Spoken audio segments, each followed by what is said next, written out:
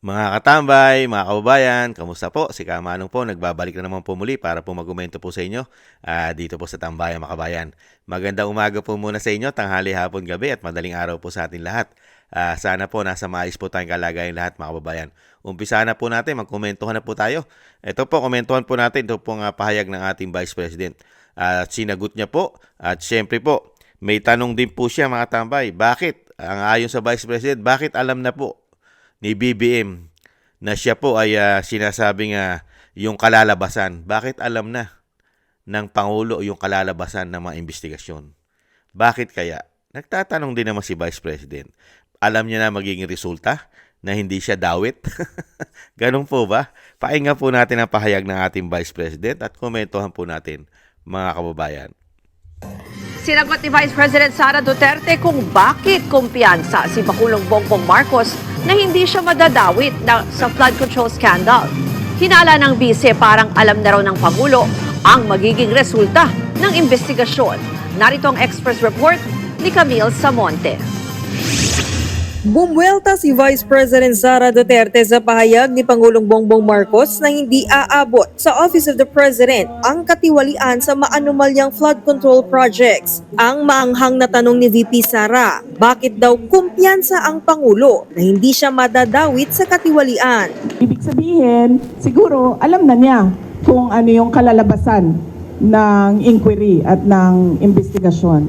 Kasi wala namang iba sigurong explanation kung bakit napaka-confident mo sa mga mangyayari pa. May buwelta rin ang bise sa pahayag ni PBBM na politically motivated lang ang pag-uugnay sa kanya sa katiwalian para matanggal siya sa pwesto. Hindi na ito politically motivated. Bakit? Hindi naman siya makakatakbo na ulit Hindi na siya politiko. Presidente na siya, and that ends there. Hindi natin alam kung sa 2028 o another 20 years na naman of a BBM, of a Marcos, No.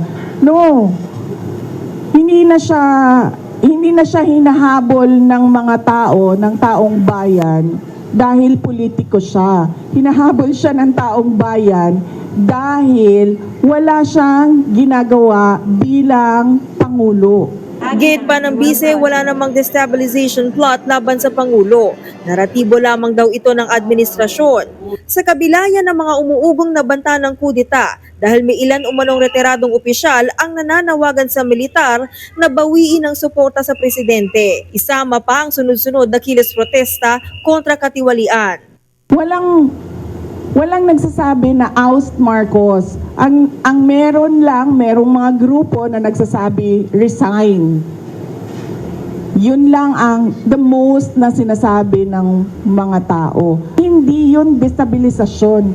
Yun ay freedom of speech and expression. So kahit man mag-rally ang mga tao araw-araw sa EDSA, hindi destabilisasyon yan. Nanindigan din si VP Sara na walang kinalaman ng kanyang opisina sa flood control scandal.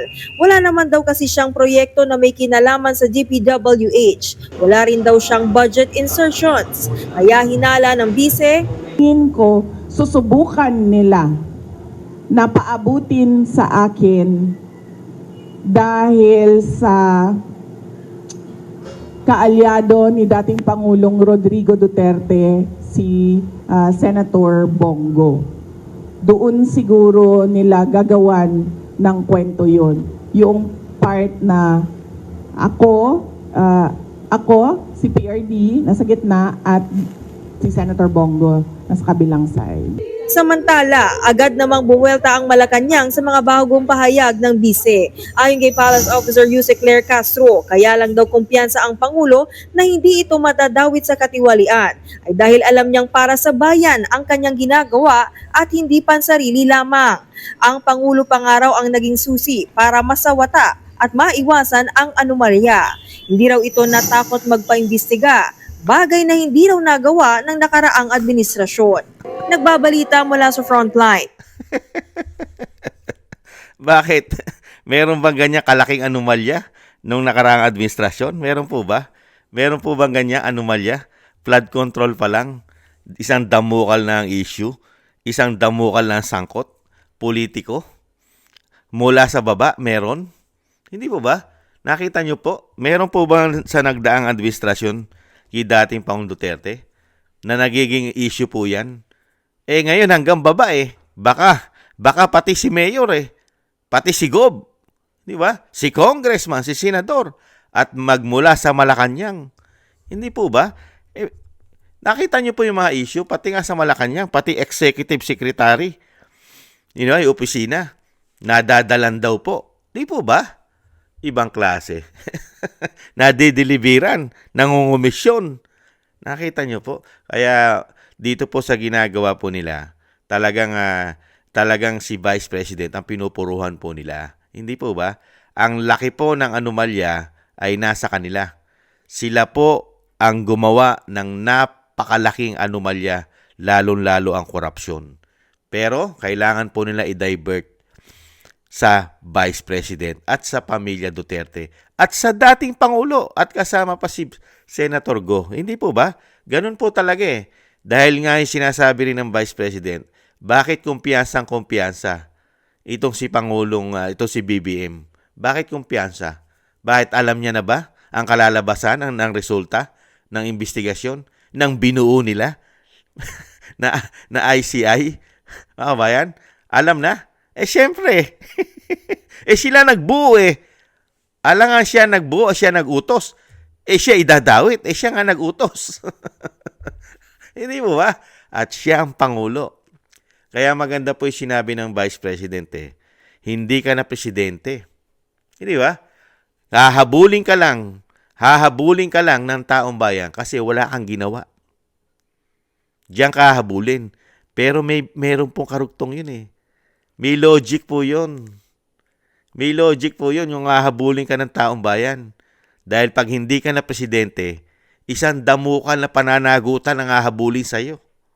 Yun po ang logic nun Hindi mo ba? Dahil hindi ka na presidente.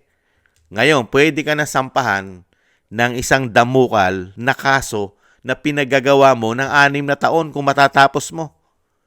Yung 3 taon nga o mag-4 na taon, napakarami mo nang sasagutin sa taong bayan. Pag hindi ka na presidente, wala ka ng immunity. Wala ka ng immunity Hindi ba? Ngayon kasi may immunity ka. Hindi po ba? Nakita niyo po yung comparison. Kay dating Pangulong Duterte, hirap na hirap sila lagyan ng issue ng napakalaking korupsyon. Saan lang po dinala si dating Pangulo? Di ba? Pulburon. Issue ng pulburon. War on pulburon. Di ba? Samantalang sa kanya, hindi lang pulburon ang issue niya. Hindi lang coke. Matinding korupsyon pa, mga tambay, at pamumulitika. Hindi po ba? At yung sinasabi nga, nagpaplano na siya ipabagsakin? At sinasabi itong mga retired general na talagang inuudyukan na ang mga sundalo, ang ating mga men in uniform ay bumitaw na sa suporta sa ating Pangulo o sa Pangulo. Karapatan po nila yon. Karapatan po, may freedom of expression tayo, freedom of speech. Karapatan ng mga retired men in uniform na yung nakikita nila na pagpapatakbo ng gobyerno. At tama po ang Vice President freedom of speech yan. Nananawagan ang mga tao, mag-resign ka na. Hindi ka uhugutin diyan. Pinagsasabihan ka, kusa ko, may kusa ka. Hindi po ba? Pero mas gusto nga namin na mawala ka na nga bilang presidente para maiayos na at mapanagot na ang dapat mapanagot. Hindi po ba? Mas gugustuhin natin na siya ay mag-resign na o umalis na riyan. Hindi po ba? Kasi hanggat hindi siya umaalis dyan, magkakaroon lang po ng takipan umano. Wala pong mapapanagot na malalaking isda. Di po ba? Dahil nagtatakipan lang po sila. Kaya nga sinasabi ng Vice President, di ba? Alam mo na ang magiging resulta. Siyempre, cover up, takipan. Hindi po ba? At siyempre, ano sasabihin ng Vice President? Yang nangyayaring investigasyon na yan, ang punot dulo niyan, madadamay at idadivert nila sa pamilya niya, sa dating Pangulo at sa kanya, at pati sa flood control, baka isama na rin siya pero wala naman siya insertion at wala siyang kinalaman sa mga proyekto sa DPWH. At yung kanyang opisina, mga kabayan, ay hindi po kasama ang DPWH sa kanyang mga programa. Kaya nga po wala pong ibabato sa kanya na issue ng korupsyon. Hindi po ba?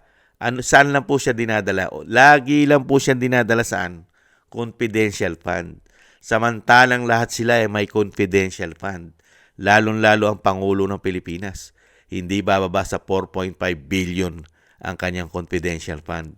Hindi po ba? At hindi na po ligid sa ating kaalaman, mga tambay. At alam na alam natin at bistadong-bistado naman po natin ang pinagagawa nila. Magmula sa Kongreso, 2 tao kumukontrol ng pera ng bansa ayon sa Vice President, si Tamba at si Saldico. Hindi po ba? Nakita niyo po. Pero ano po nangyayari sa investigasyon ng ICI? Mukhang ise-save pa nila si Saldico at si Tamba. Hindi kaya? Dahil may plano pa yata sila na kunin ito na state witness. Hindi po ba? Nakita niyo po yung pagtatakip at talagang kailangan nilang mag-save nila ang mga sarili nila at humana po ng butas para doon naman ibintang lahat. Hiyang-hiya naman tayo sa pamahalang ito. At ipinagtatanggol pa. Sa bagay, yun ang trabaho niya eh. Di ba? Yun ang trabaho ni garbage in, garbage out. Ayon sa Vice President. Di ba? Ipagtanggol ang Malacanang, ipagtanggol ang amo niya. Hindi po ba?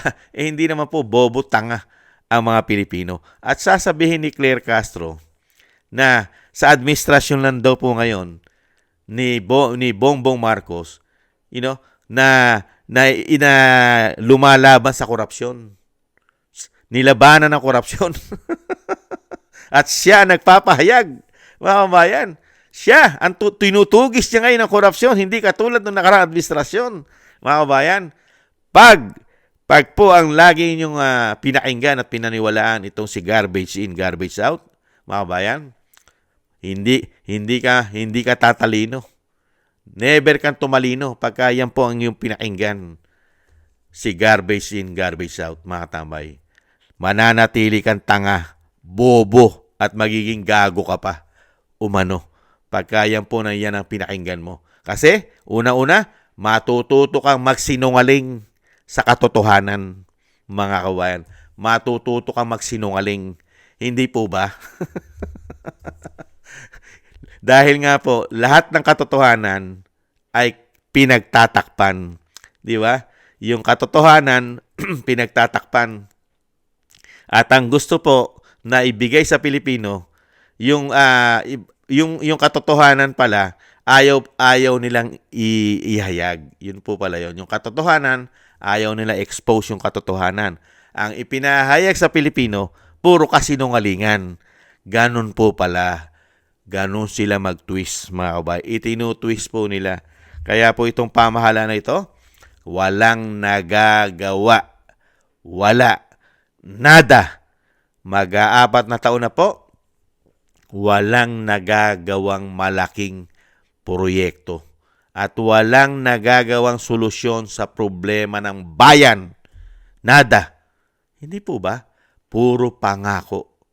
Ang trabaho po nila sa atin, real talk, pamumulitika, korupsyon na napakalaki.